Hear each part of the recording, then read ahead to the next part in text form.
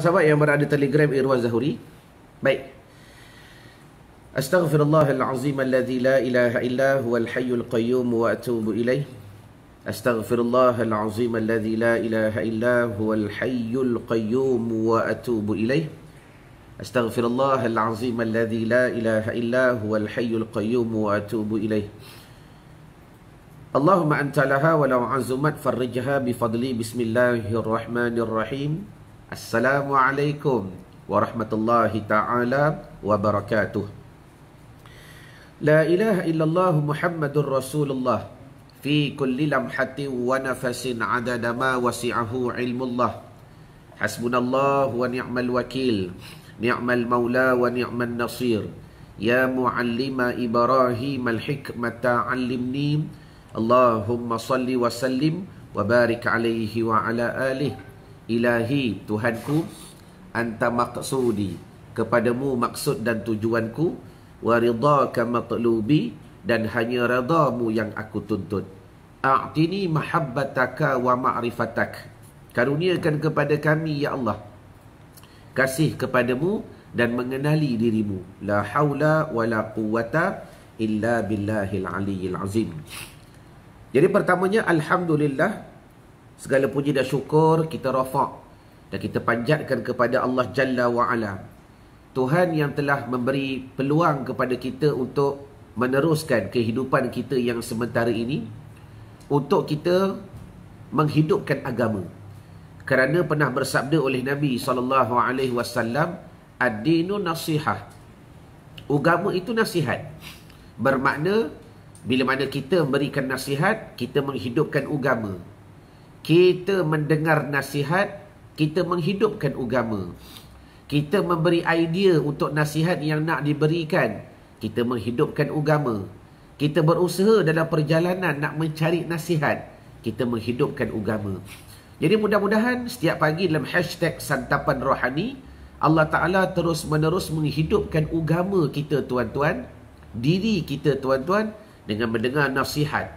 Sama ada nasihat itu datang daripada Allah Jalla wa'ala, nasihat yang terlalu pasti, atau nasihat itu datang daripada Rasulullah sallallahu alaihi wasallam, juga nasihat yang kepastiannya pasti. Dan ada juga nasihat yang datang daripada as-sahabah, ahlil bait, tabi'in. Ya, mudah-mudahan dengan nasihat yang kita dengari pada setiap pagi, terus menerus Allah Ta'ala hidupkan agama kita. Amin ya Rabbal Alamin. Dan insyaAllah pada pagi ini seperti biasa, kita live di page Irwan Zahuri. Afwan lakum, tadi saya terlive dekat page Al-Fakir Irwan Zahuri. Silap tekan lah tu. Dan juga insyaAllah kita bersama-sama sahabat di Telegram Khosyok Israel, yang insyaAllah pada pagi ini kita akan mendengar suatu nasihat lagi daripada ahli hikmah yang menukilkan suatu kalam, 6 perkara ataupun 6 macam yang mesti ditakuti. Boleh tulis di ruangan komen, 6 perkara ataupun 6 macam yang mesti ditakuti. Jangan ambil mudah. Yang walaupun pertama sekali saya yakin kadang-kadang di antara 6 perkara ni tuan-tuan dah buat. Cuma ingat, al-insan bermakna nasiya. Insan ni suatu kalimah yang datang daripada nasiya. Nasiya ni mana apa? Sadariah, pelupa. Dan yang kata tuan-tuan, saya pun kadang-kadang lupa. Jadi bukan tuan-tuan tak pernah buat, bukan saya tak pernah buat, bukan kita tak pernah buat. Kadang-kadang kita boleh refresh balik, oh dulu aku selalu buat benda ni. Tetapi bila mana iman kita kadang-kadang naik, semangat. Bila iman turun, Allah lemah balik. Allahumma salli wa sallim wa barik alaihi wa ala alihi. Terima kasih Sadariah. Waalaikumsalam Wiwi Ros dan semua sahabat yang beri salam. Baik. Apakah 6 macam yang perlu ditakuti? Dah. Perlu ni ada makna wajib. Tengok. Ada makna sunat, ada makna harus. Jadi perkataannya terlalu umum, tetapi boleh dikhususkan kalau kita hurai satu persatu nanti. Berkata sebahagian ahli hikmah, man lam yakhshallah lam yanja min zallatil lisan. 1. Wa man lam yakhsha qudumahu ay qudumahu 'ala Allah, qudumahullah lam yanja qalbahu minal harami wasyubhah. 2. Wa man lam yakun ayisan anil khalqi lam yanja minat tama'i. 3. Wa man lam yakun hafizan ala amalihi lam yanja minar riya. 4. Wa man lam yasta'in billah ala tirasi qalbihi. 4. Lam yanja minal hasadi. 5. Wa man lam yanzur ila huwa afdalu minhu ilman wa amalan lam yanja minal ujubi. Allahumma salli wa sallim wa barik alaih. Dan seperti biasa, sebelum kita nak baca terjemahannya, huraiannya, bantu diri tuan-tuan untuk like, share dan tag nama orang yang anda sayang, bermula dengan keluarga kita. Supaya apa tuan-tuan? Kita menghidupkan perkara yang telah ditinggalkan oleh Nabi, iaitu dakwah. Dan saya garanti tuan-tuan, kalau tuan-tuan nak jadikan dakwah ni lebih menarik, setiap kali tuan-tuan nak tekan like, belajar tanya hati.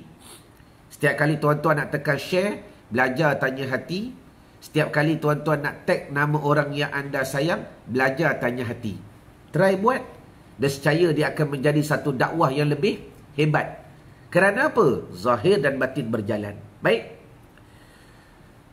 Berkata sebahagian ahli hikmah, apakah 6 macam perkara yang perlu kita takuti? Yang pertama, tulis di ruangan komen, man lam yakhshallah lam yanja min zallatil lisan. Yang pertama, barang siapa. Seperti biasa tuan-tuan, saya suka tukar. Siapa barang siapa tu? Inora Muhammad Sharif. Aku. Dah? Sahabat-sahabat di Telegram, Hani Rashid, Masyita Ibrahim, dah? Nur Aniza, Ain Rahman, Iza Batrisha, Salinah Ali. Bila sebut man tu siapa? Aku. Jangan sesekali kalau tuan-tuan belajar kitab nak fikir orang lain. Tak perlu. Sebab apa? Orang lain tak diberi dengar nasihat ini. Aku diberi dengar. Orang lain tidak diberi peluang. Allah Ta'ala pilih dia mendengar kitab ini. Aku diberi peluang. Orang lain tidak dipilih untuk mendengar nasihat ini. Bahkan aku dipilih. Maka siapakah man itu? Man tu bahasa Arab, akulah tu. Yang pertama apa dia? Barang siapa, yakni aku, yang tidak takut kepada Allah Subhanahu wa Ta'ala, maka aku tidak akan selamat daripada tergelincirnya lisan. Tulis poin yang pertama. Tulis. Dan biasakan menulis nota. Kerana ilmu tu ibarat kijang yang liar. Kamu kena tambat akan dia. Yang pertama apa dia? Bila mana aku ni, saya lah, tuan-tuan lah, sahabat-sahabat di Telegram lah, tak takut kepada Allah Ta'ala. Tak ada perasaan takut. Ada kadang-kadang. Tetapi adakah takut tu makin bertambah? Ya. Kalau tuan-tuan congak, aku tak pernah takut kepada Allah ke? Saya tak nafikan. Sebab tu saya kata kadang-kadang asas ni ada. Tetapi ingat, ketakutan itu adakah makin bertambah? Seusai dengan usia kita. Umur makin bertambah, takkan takut tak makin bertambah? Umur makin bertambah, takkan takwa tak makin bertambah? Umur makin bertambah, takkan iman tak makin bertambah? Satu perkara yang ajib. Jadi artinya, bila mana aku ni tak takut kepada Allah, apa kesannya? Tulis. Maka aku tidak akan selamat daripada tergelincirnya lisan. Dah? Sebab tu tanda-tanda kita ni tak jaga lidah. Saya ulang balik. Jangan sesekali cuba memikirkan orang lain. Orang lain tu lantak dia. Dah? Kalau Tuhan nak tegur dia, Tuhan bagi dengar ilmu-ilmu. Tuhan bagi nasihat benda begini. Ni Tuhan nak tegur aku. Nak tahu aku ni, saya lah. Dah? Takut kepada Allah Ta'ala ke tidak? Tengok lidah aku ni bagaimana. Kalau jenis tak jaga lidah, jenis cakap main lepas sahaja, dah? Tak kiralah hati orang tu sakit ke tidak ke, tak kiralah benda tu benar ke tidak ke, tak kiralah benda tu sahih ke, dah, aku tak peduli. Kalau aku nak tembak, aku tembak dia. Allahumma salli wa sallim wa barik alaih. Tu tanda aku ni langsung tak takut kepada Allah. Allahumma salli wa sallim wa barik alaih. Mana dalil? Dirawikan bahawa Nabi SAW pernah bersabda, Tuba liman malika lisanahu wa wa'sa'ahu baituhu wa baka ala khati'atih. Rawahu Tabrani. Tuba, kata Nabi SAW, adalah sangat bertuah. Liman malika, bagi mereka. Siapa mereka? Aku juga tu. Yang buruk pun aku, yang baik pun aku. Sudah, habis cerita. Yang huduh pun aku, yang okey pun aku. Apa dia? Tuba, kata Nabi, berbahagialah. Liman malika, bagi mereka yang akulah tu menjaga lisannya. Kalau waktu time aku jaga lidah, maka akulah ketika tu orang yang berbahagia. Wa wa'sa'ahu baituhu, dan berasa cukup, yakni luas selesa berada di rumah sendiri. Wa baka ala khati'atih, dan aku berbahagia kalau aku menangis kerana menyesali kesalahan perbuatannya. Hadis dirawikan daripada Tabrani. Maknanya jelas tuan-tuan, jelas. Hari ni kita semak diri kita, adakah aku menghidupkan agama atau aku menjahannamkan lagi agama? Apa tanda-tanda dia? Tak jaga lidah. Cukup. Bila tak jaga lidah, maka apakah punca aku tak jaga lidah? Sebab aku tak takut kepada Allah Subhanahu wa ta'ala. Kenapa tak timbul perasaan takut kepada Allah Ta'ala? Ustaz, saya takut. Saya tambah lagi. Adakah takut itu makin bertambah? Maka tulis tuan-tuan, kalau tuan-tuan nak tahu, takwa kita atau takutnya kita atau yakhsyaknya kita, takut kita kepada Allah Ta'ala itu, nak tahu bertambah ke tidak? Dua sahaja. Pertama, tengok adakah ilmu kita makin bertambah. Adakah ilmu makin bertambah? Sebab bagaimana mungkin tuan-tuan nak menambahkan ketakutan kalau ilmu tak bertambah? Betul ke betul? Cuba jawab di ruangan komen. Bagaimana mungkin takwa makin bertambah, takut kepada Allah Ta'ala tu makin bertambah kalau ilmu tak bertambah? Bagaimana mungkin? Sebab kalau dululah, memang dulu tuan-tuan takut kepada Allah, tetapi level dulu dengan level sekarang sama tak? Sahabat-sahabat di Telegram Khusyuk Israel, sama tak? La. Ujian dulu dengan ujian sekarang sama tak? Tak sama. Nur Cahaya, ahlan wa sahlan. Dan situasi dulu dengan situasi sekarang sama tak? Tak sama tuan-tuan. Dan kita hidup pada zaman dulu. Contoh mak ayah kita dulu tuan-tuan. Sebab tu orang dulu, kenapa ramai yang jadi wali? Sebab ujian mereka tak macam ujian kita pada hari ni. Dengan ujian kewangannya, ujian keduniaannya, ujian televisionnya orang dulu. Walaupun ada televisyen, tapi tak ada, tak banyak ada. Jadi bila ujian-ujian berbentuk duniawi ni tak banyak, maka amalan-amalan yang mereka buat mudah Allah Ta'ala jazbah, tarik. Tarik. Sebab tu orang dulu mengaji tak banyak, wali berlungguk. Kejap-kejap tu jenis mulut masin. Sekarang ni mengaji banyak, nak cari wali, Allah, jauh sekali. Wali macam aku ni adalah Allahumma salli ala Sayyidina wa Maulana Muhammad. Jelas ke jelas? Jadi hari ni kita buat ukur, kita buat satu kayu ukur. Bagaimana mungkin takwa aku nak bertambah kalau ilmu tak bertambah? Itu poin yang pertama. Sebab tu ingat tuan-tuan, dalam memahami keadaan takut kepada Allah Ta'ala ini, sebab tu insya-Allah dalam minggu depan standby. Minggu depan standby. Kalau tuan-tuan naklah, dan cuba belanja love sikit. Kalau tuan-tuan nak dengar berita gembira, macam mana saya boleh bantu tuan-tuan untuk memahami benda masalah yakhsyak ni, masalah takut ni. Sebab poin dia mudah. Hari ni pakat-pakat muhasabah.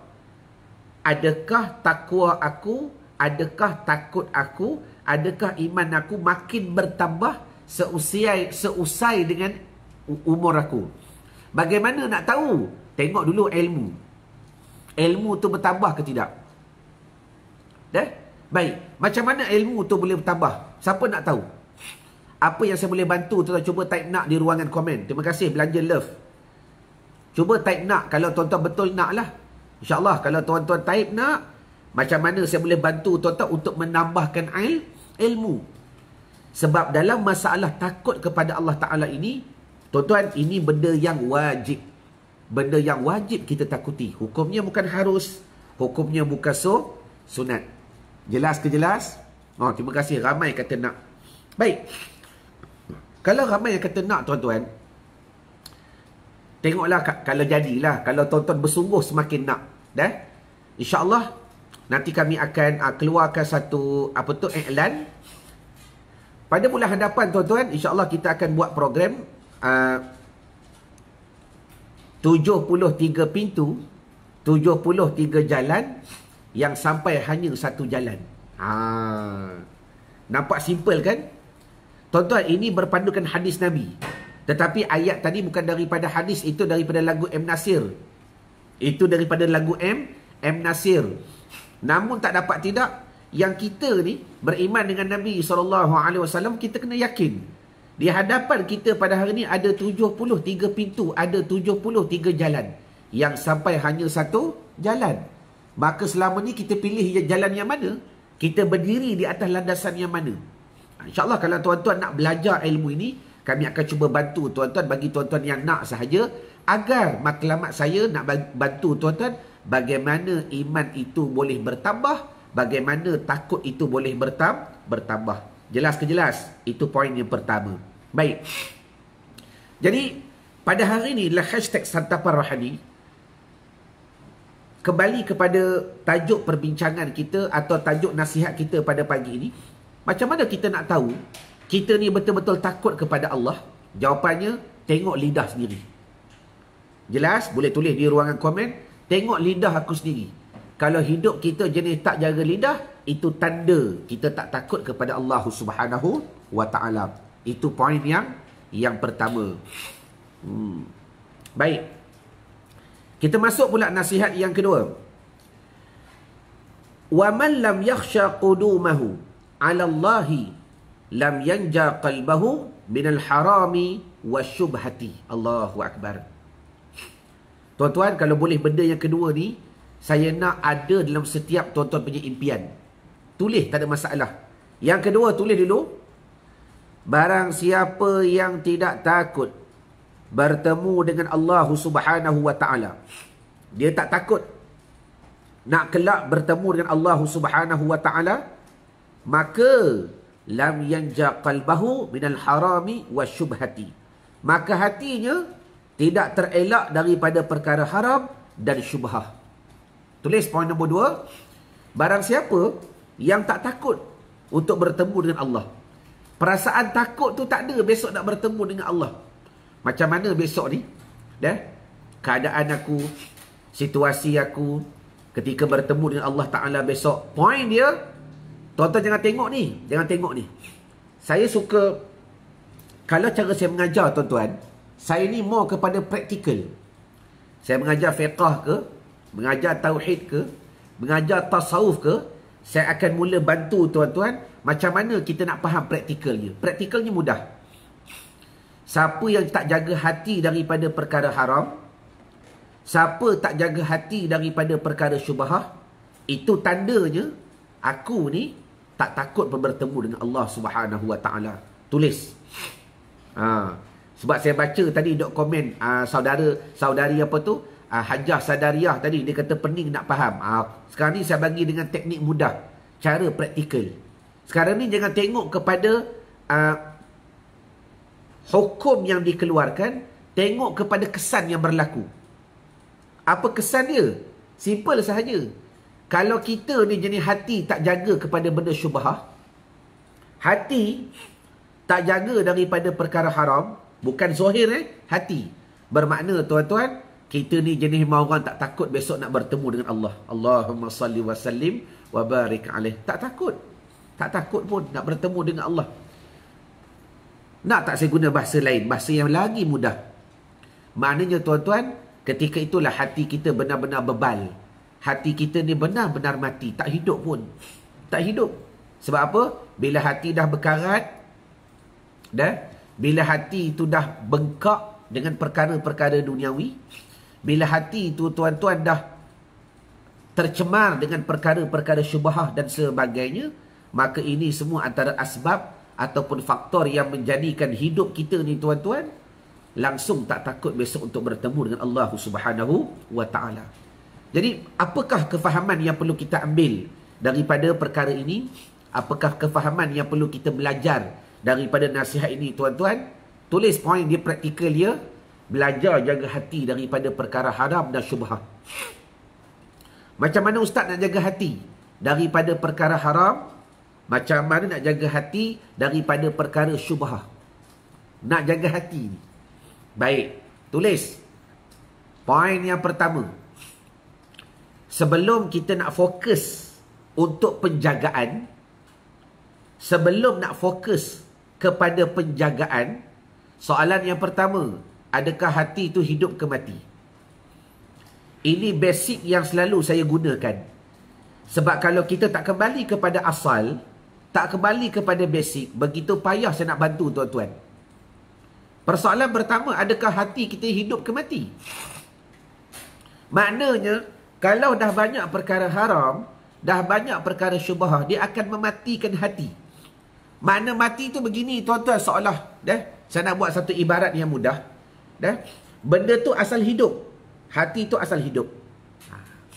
Tetapi bila mana telah diseluputi oleh perkara haram yang banyak, diselumuti oleh perkara syubhah yang banyak, seolah-olah kita dah raping dia.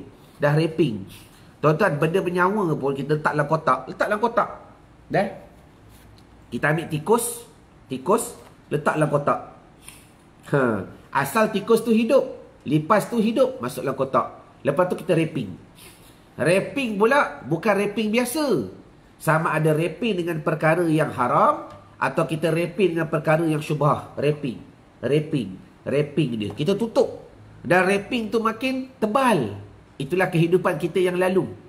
Saya ulang balik. Setiap kali belajar, jangan ada lintasan pada minda memikirkan orang lain. Fikir diri kita dahulu. Qu anfusakum. Jaga diri kamu dulu. Saya pun mikirkan diri saya. Dan tuan-tuan cuba jawab sekejap. Bila kotak ni, saya bubuh benda yang hidup, tetapi saya raping dia dengan perkara-perkara yang haram dan syubhah. Akhir sekali raping tu makin tebal. Jawab secara live di ruangan komen pada pagi ini. Adakah lipas tu hidup ke mati? Bibi Suliana. Hari ni kita buat live first time di TikTok. Ahlan wa sahlan wa marhaban bikum sahabat-sahabat di TikTok. TikTok ke? La ilaha illallah Muhammadur Rasulullah sallallahu alaihi wasallam muazli. Ahlan wa sahlan adalah hashtag santapan rohani. Tuan-tuan cuba jawab dulu. Ni, Nur Lili, saya ambil lipas. Lipas tu asal hidup. Tu lemas. Lepas tu saya letak dekat dalam kotak. Kan? Lepas tu saya raping. Saya raping. Hari ni saya raping satu. Satu layer perkara haram. Besok saya raping perkara syubhah. Saya tak bincang haram dengan syubhah yang tu nanti dulu. Saya nak cerita bab lipas tu nanti. Macam mana kita nak bantu menghidupkan lipas tu balik. Hari-hari kita raping. Tak jaga lidah, perkara haram, perkara syubhah, kita raping, dan raping tu makin mendebal. Terima kasih Nurhana Kamaruzaman. Akhir sekali, tuan-tuan sendiri boleh jawab. Pasti, ni, lipas tu mati. Tuan-tuan boleh jawab sama ada tak ada udara. Sama ada, dia lemah dekat dalam tu. Dan sebagainya. Terima kasih Hasnina Yub. Dan bila mana lipas tu mati, cuma bedanya begini. Dengar perbezaan. Nak membedakan antara lipas dengan hati. Terima kasih Ibnu Dain. Saya suka jawapan Ibnu Dain. Ikut hukum adat mati. Betul. Ikut hukum adat mati insya-Allah. Mati. Ikut adat. Tapi kalau Tuhan nak hidupkan, tu cerita lain. Itu perkara harus yang Allah Ta'ala boleh buat. Wajib Allah Ta'ala boleh buat di atas perkara yang harus menghidup dan matikan. Cuma saya nak bedakan. Kalau tuan-tuan buka raping tu balik, buka raping tu, potong sikit-sikit, buka raping tu, tuan-tuan boleh menghidupkan ke tidak lipas yang mati tu. Ini perbedaannya. Pada adat, lipas yang mati itu tak boleh hidup. Tetapi antara benda miracle yang Allah Ta'ala bukan boleh buat, Allah Ta'ala telah buktikan penceritaannya, sejarahnya. Hati ni walaupun dah direpin dengan sifat-sifat mazmumah, sifat-sifat kegelapan, riak, ujub, takabur, hasad, dengki, perkara haram, perkara syubhah, tu yang kata Nabi, bila mana kamu buat satu kecelaan, diletak titik hitam banyak, maka direping. Kelebihannya tuan-tuan, walaupun hati itu seolah-olah mati, dia lemah, tak boleh buat apa. Tuan-tuan kena buka raping ni dulu. Bila buka raping ni kata ni, tuan-tuan kena pastikan hati tu hidup ke mati. Allahumma salli wa sallim wa barik alaih. Sekarang ni kesimpulannya mudah. Bila hati ni hidup, maka dia ada satu perasaan, ya Allah, macam mana aku besok nak bertemu dengan Allah? Itu je kunci dia. Kalau tuan-tuan nak tahu hati ni hidup ke atau mati, bila hati ni mati, tuan-tuan langsung tak ada perasaan takut nak bertemu dengan Allah. Jelas ke jelas? Ni kayu ukurnya. Supaya bila mana kita belajar, dengan nasihat, kita terus boleh buat tindakan. Sekarang nak tahu hati ni lemas ke tidak? Mati ke tidak? Maka kesannya apa? Hari ni, adakah ada perasaan takut untuk bertemu dengan Allah kalau aku mati sat lagi? Allahu Akbar. Tuan-tuan, ada satu cerita semalam. Satu circle kita call.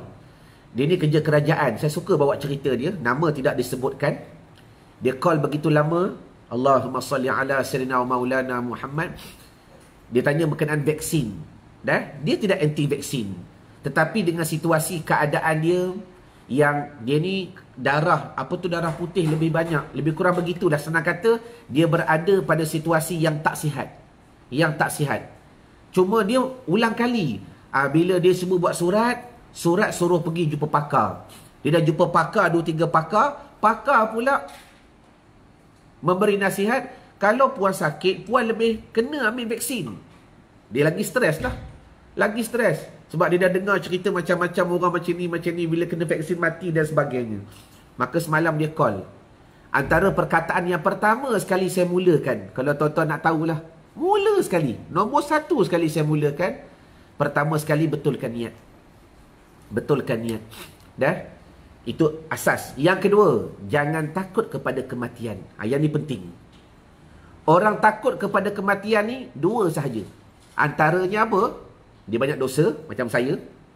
Yang kedua, dia takut bertemu dengan Allah.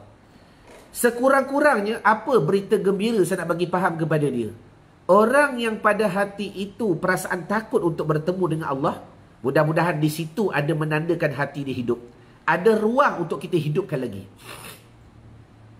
Jelas ke jelas? Orang yang merasakan, ya Allah aku takut. Tak kira dia takut dengan dosa ke, takut dengan kesilapan dia ke.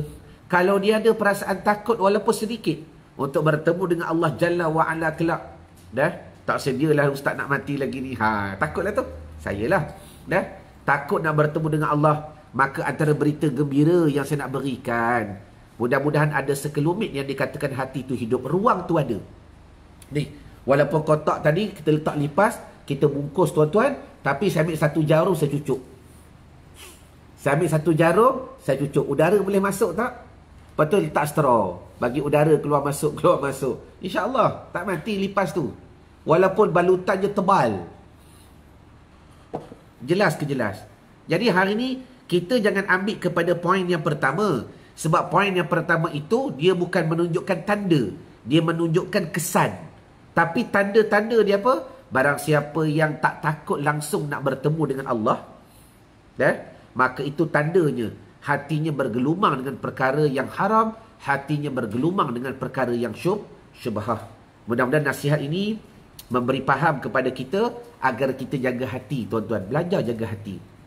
InsyaAllah, saya yakin, kalau tuan-tuan terus belajar dalam apa jua sesi live mengaji dekat luar sana, banyak tutup guru, tuan-tuan, banyak para alim yang boleh bantu. Tuan, saya tak pandai.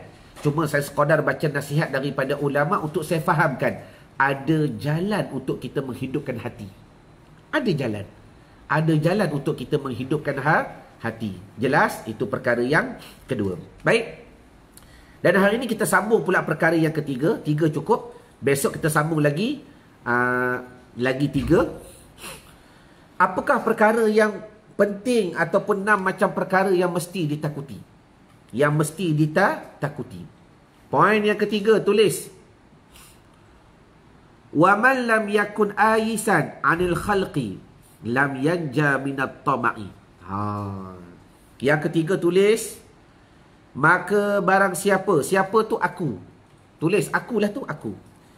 Bila mana aku yang tidak berputus asa harapnya daripada makhluk, maka aku tidak akan selamat daripada kerakusan dan tamak. Tulis, aku yang tidak berputus asa harapnya daripada makhluk. Sentiasa berharap kepada makhluk. Salah ke tidak? Nanti saya betulkan. Dah. Sebab tu mengaji kena ada guru. Kadang-kadang kita baca lain, kita faham lain. Dah. Contoh Al-Quran. Al-Quran ni tuan-tuan baca lama dah. Belajarlah pula baca tafsir. Baca Quran, baca tafsir. Tetapi ingat, walau bagaimanapun kena ada gurunya. Takut silap faham. Nak baca sekali lalu boleh. Jangan buat andaian. Jangan kita nak buat satu keputusan daripada apa yang kita baca. Tak faham, tanya guru. Ustaz, semalam saya baca tafsir surah An-Nur lah. Tapi yang ayat ni macam saya tak faham. Tanya. Sama macam ni. Barang siapa yang tidak putus harapnya daripada makhluk. Tulis, senantiasa. Semua sikit-sikit harap dengan makhluk. Langsung tak ada pengharapan kepada Allah. Maka, apakah kesan dia? Dia tidak akan selamat daripada tamak. Baik, kita ambil dia punya point dia. Point dia apa? Tamak. Tu praktikal dia. Nak tengok aku ni sentiasa berharap kepada makhluk ke tidak? Sentiasa bergantung kepada makhluk ke tidak? Dan sentiasa mengharapkan keputusan daripada makhluk ke tidak? Tengok sejauh mana sifat tamaknya aku. Allahumma salli wa sallim wa barik alaih. Kalau kita jenis tamak. Tamak ni apa? Yelah. Tamak ni. Dah. Mana tamak ni apa? Pertama, kita tak puas hati dengan apa nikmat yang diberikan ke atas dia. Kita tak puas hati di atas nikmat yang Allah Ta'ala berikan kepada orang lain. Kita tak puas hati di atas kelebihan yang Allah Ta'ala berikan kepada orang lain. Maka timbul sifat tamak. Aku nak lebih daripada dia. Baik. Bila mana ada pada hati dikatakan sifat tamak, tuan-tuan, itu tandanya kita ni sentiasa berhubung dengan makhluk dan tak berhubung pun dengan Allah. Saya jawab dulu dari sudut tauhid. Dah, nanti baru saya cerita yang point tadi. Allahumma salli ala Sayyidina wa Maulana Muhammad. Dari sudut tauhid, adakah ustaz saya tak boleh berharap kepada makhluk? Saya jawab, boleh, tapi ada hadnya. Boleh, tapi ada hadnya. Macam mana yang kata boleh ada hadnya? Tuan-tuan nak tahu had? Saya nak tanya dulu. Tuan-tuan tahu tak beza Jabariyah, Qadariyah, Ahli Sunnah? Yang tahu, tak payah jawab. Yang tak tahu, cuba jawab. Sebab saya yakin yang tahu tu insya-Allah circle-circle kita lah yang dah pernah belajar. Sebab kalau tuan-tuan tak tahu beza Jabariyah, Ahli Sunnah, Qadariyah, tak boleh beza tiga-tiga ni, maka tuan-tuan tak tahulah had dia. Sadariyah, sabar dulu. Kita jangan percaya kepada makhluk. Tak. Kita tetap boleh bergantung kepada makhluk, tapi ada had. Ayat ini, wa man lam yakun aisan, sentiasa tak pernah putus harap daripada makhluk. Maknanya sikit-sikit makhluk. Dia tak tahu had dia. Bibi Suliana tak tahu. Ni sahabat-sahabat di TikTok, tahu tak beza Jabariyah, Ahli Sunnah, Qadariyah? Ni saya tak tahu nak tulis, tapi faham, tak apa, tak ada masalah. Sahabat-sahabat di Telegram, adakah kalian boleh beza akidah Jabariyah, Ahli Sunnah, Qadariyah? Sebab dengan mengetahui inilah tuan-tuan tahu had yang boleh, had yang tak boleh. Sebab tu saya kata nak faham ayat ni kena mengaji. Habis tu ustaz tak boleh ke berharap dengan makhluk? Tak boleh ke bergantung dengan makhluk? Tak boleh ke minta tolong dengan makhluk? Sabar dulu. Saya kata boleh, kena tahu had dia. Tahniah Nurzaliyah yang faham. Tak apalah. Mana-mana yang tak faham, nanti bila kami buat daurah 73 pintu, 73 jalan, yang sampai hanya satu jalan, iaitu jalan akidah Ahli Sunnah wal Jamaah, saya harap tuan-tuan yang mendengar sesi live pada pagi ni semua akan join daurah ni. Kami akan buat daurah tuan-tuan, sebab saya tahu dah ramai yang tak faham. Pengalaman saya hampir 15 tahun buat program Tahsinus Solah. Dululah waktu di surau dan di masjid. Memang kepakaran saya Allah Ta'ala beri sedikit ilmu dan kepahaman, sikit sangat. Nak kata sebesar jarum pun tak ada, tapi Tuhan bagi pinjam.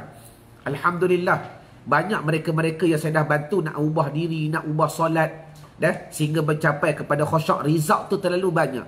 Namun asasnya bermula dengan tauhid yang betul. Bermula dengan tauhid yang betul. Kalau tauhid tak sempurna, bagaimana mungkin solat, ibadah yang lain akan menjadi sempurna. Jadi ingat, nanti bila kami buat daurah, insyaAllah daurah tu kita akan buat bulan 11 nanti. Bulan 11. Daurah yang bertajuk 73 pintu anda berada di mana.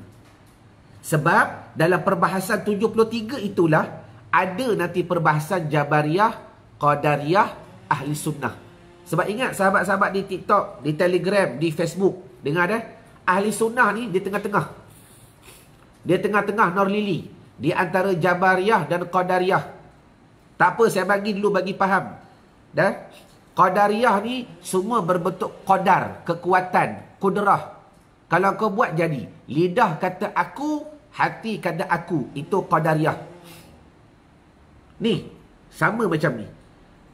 Qadariyah ni, mulut kata aku, lidah kata aku. Terkeluar daripada 70, termasuk 73 pintu yang sesat. Jabariyah ni apa? Lidah kata Allah, hati kata Allah. Semua Allah. Allah belaka. Aduh. Macam tasawuf, tapi tersauk. Itu bukan tauhid syuhudi. Kalau tauhid syuhudi para wali lain. Tauhid syuhudi para nabi lain. Tauhid syuhudi para sahabat lain.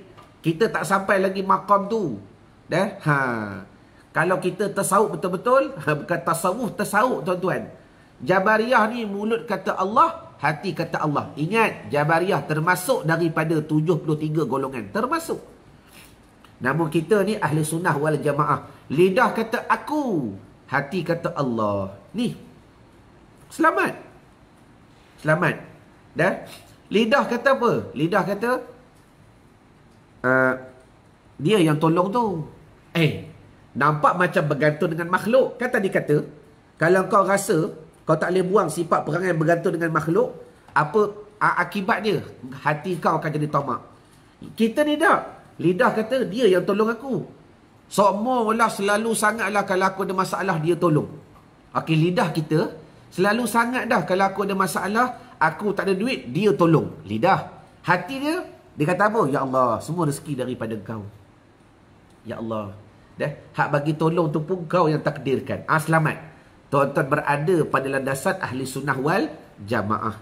Tuan-tuan, saya cerita baru 3. Dalam hadis kata apa? Ada 73. Dalam hadis kata ada berapa? 73 sahabat-sahabat di Telegram. Siapa nak dengar lagi 70? Allahumma salli wa sallim wa barik alaih. Siapa nak dengar lagi 70? Dan untuk nasihat, saya nasihat pada diri saya sendiri dan juga umum kepada tuan-tuan. Tuan-tuan, 70 golongan ni ada pada zaman sekarang ni. Ada. Cuma bila kita tak belajar, kita tak tahu. Adakah kita terjebak, kita terpengaruh, kita terikut kepada golongan-golongan seperti ini. Jadi sekurang-kurangnya kita kena belajar. Tahu dulu. Supaya kita tahu mana pintu yang boleh masuk, mana pintu yang haram mu'abbad selama-lama. Jangan nak melintah. Jangan. Jelas. Baru 3. Dah pening dah. Lagi 70. Allahu Akbar. Tuan-tuan ini berpandukan hadis Nabi SAW. Terpecah umatku kepada 73 golongan. Maka daripada 73, 72 itu sesat, malaikat 1 sahaja. Allahu Akbar. Mudah-mudahan saya dan kalian, anak-anak saya dan anak-anak kalian, staf-staf Ariyat Global dan juga staf-staf kalian, keturunan kalian, kita Allah Ta'ala pelihara daripada golongan yang benar-benar duduk pada landasan gugusan Ahli Sunnah wal Jamaah. Amin ya Rabbal Alamin. Jadi mudah-mudahan dengan apa yang kita bincangkan pada pagi ini dalam hashtag Santapan Rohani, hari ini kita dengar 3 nasihat dulu. Yang pertama, aku yang tak takut kepada Allah. Tanda dia apa? Aku tak jaga lidah. Belajar jaga lidah. Mudah-mudahan takut kepada Allah Ta'ala tu bertambah. Yang kedua, aku yang tidak takut bertemu dengan Allah. Nescaya hatiku tak kisah pun benda haram dan syubhah. Belajar jaga hati daripada perkara haram dan syubhah. Sebelum nak jaga hati, tuan-tuan, Cuba kena tahu dulu hati tu hidup ke mati. Bila hidup, baru kita boleh didik dia. Kalau dah mati, lambat sikit kerja. Bila hati tu dah hidup, jaga dia daripada perkara haram dan syubhat. Mudah-mudahan kita ada perasaan takut kepada untuk bertemu dengan Allah. Dan yang ketiga, nak tahu aku tamak ke tidak. Nak tahu aku ni bergantung kepada makhluk ke tidak. Tengok sifat tamak aku bagaimana. Kalau tamak makin bertambah, rasa nak lebih, tak puas hati orang tu dapat kurang, aku mesti lebih. Macam mana Tuhan boleh bagi dekat dia? Tu tanda je tuan-tuan, kita sentiasa bergantung kepada makhluk, kita sentiasa tengok kepada makhluk, tak fikir pun hidup ini nak mencari keredaan daripada Allah Subhanahu wa taala. Jadi membadai pertemuan kita pada pagi ini dalam hashtag Santapan Rohani. InsyaAllah kita bersama seperti biasa jam 9 besok untuk menyambung lagi 3. Apakah perkara-perkara ataupun 6 macam perkara yang mesti ditakuti. Jelas ke jelas? Jadi ma'assalamah wa liqa, sehingga bertemu lagi pada siri-siri yang akan datang. Jangan lupa malam nanti ada kuliah maghrib daripada Ustaz Muhammad bin Nazlan. InsyaAllah dia akan mengajar kitab fikih. Kalau saya ada masa, saya akan mengajar kitab 1157 persoalan solat. InsyaAllah pada pukul 7.45 selepas daripada solat fardu maghrib. Jelas? Ma'assalamah wa liqa. Sahabat-sahabat di TikTok, terima kasih. Assalamualaikum warahmatullahi wabarakatuh. Wallahu a'lam.